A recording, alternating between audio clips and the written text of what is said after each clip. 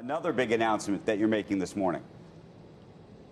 Yeah, so Profit Sharing Day for us is about giving back to the rewards for the people that have built this airline and create such great service for our customers. $1.6 billion, as I just mentioned, it's not only a large amount, it's an historic amount. We've never found a company anywhere in our, forget our industry, in our world that has paid a profit sharing of that size.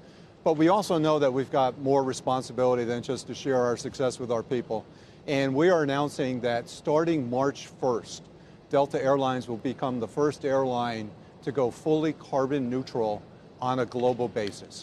Now, it will be focused on, obviously, the reduction of carbon that we are investing in our technologies, clean technologies we're using through our engines, but also carbon removal and the investment we'll be making in new technologies going forward to remove the carbon that we can't reduce from our operations. And a lot of people are going to do a double take. An airline becoming carbon neutral is a bit of a reversal of how we think about things, given that airlines, at least as far as I know it, are going to be based on using fossil fuels for as long as we can possibly imagine.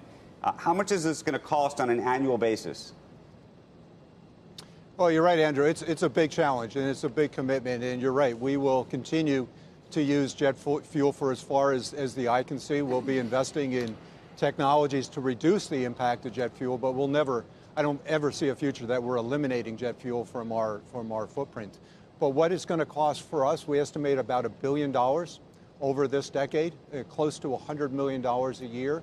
And there's no greater challenge that I know of that we need to be investing and innovating in is environmental sustainability. When you think about carbon offsets, you think about some of the programs that are out there, some of which we all participate in.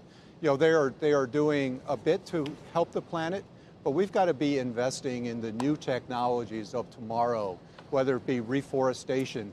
We've got a project going on in Africa with Global Citizen to build the Great Green Wall across the entire continent of Africa, to invest in sustainable aviation fuels, to put some serious capital behind it. But is this even plausible? I mean, the thing that I'm thinking about, you can buy the offsets. I understand how to buy offsets. First of all, the great conundrum about offsets is there's not enough offsets to go around effectively. So if every company in the world decided that they were going to try to become carbon neutral literally by paying others, there's not enough to, there's no way to do this. The other question is, what do you think happens to your competitors?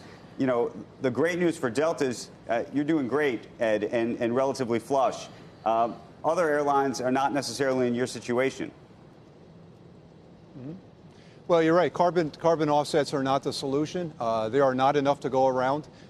We need to be investing in projects that make a difference. Carbon offsets have a lot of efficacy issues, and quite honestly, in some places they do more harm than they actually do good, or pay people not to do harm. That's not really helping our planet.